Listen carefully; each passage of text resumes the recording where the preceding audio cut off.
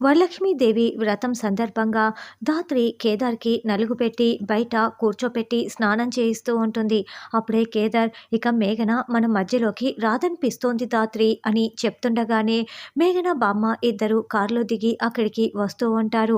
ఇక్కడ పాత మేఘనకి బదులుగా ఆ పాత్రలో కొత్త మేఘనని ప్రవేశపెట్టి ఉంటారు. ఇదేంటి ఇలా అనుకున్నానో లేదో ఇది ఇలా ప్రత్యక్షమైంది అని కేదార్ టెన్షన్ పడుతూ ఉంటారు. ఇదేంటి ఉన్న పలంగా చెప్పా పెట్టకుండా ఇలా వచ్చేశారు, ఎనీ అర్జెంట్ అని కేదార్ అడుగుతూ ఉంటే, రేపు శ్రావణ శుక్రవారం కదా, వరలక్ష్మీదేవి వ్రతం చేసుకుందామని వచ్చాను అని మేఘన చెప్తుంది. నిషి వైజయంతి కూడా అక్కడికి వచ్చి మొత్తం వింటూ ఉంటారు. నీకు భార్యగా నాకు ఉండవలసిన అన్ని అర్హతలు ఉన్నాయని చెప్పి నీకు తెలిసేలా చేసి నీకు బాగా దగ్గరయ్యి కార్తీక మాసంలో మన పెళ్ళి గ్రాండ్గా చేయటానికి ప్లాన్ చేయటానికే వచ్చాను అని మేఘన చెప్పటంతో ఇదంతా ధాత్రి చాలా షాకింగ్గా వింటూ ఉంటే కేదార్ టెన్షన్ పడుతూ ఉంటాడు.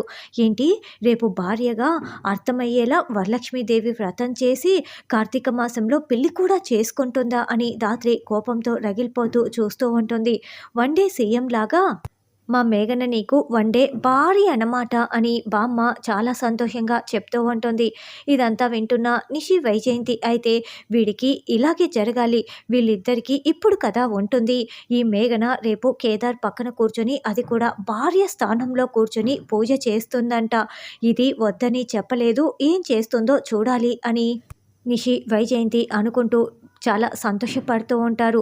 నువ్వు కేదార్ పక్కన భార్య స్థానంలో కూర్చొని పూజ చేస్తావా, అది కూడా నేనుండగా? ఇప్పుడే నేను కేదార్కి నలుగు పెడుతున్నాను, స్నానం చేయిస్తున్నాను.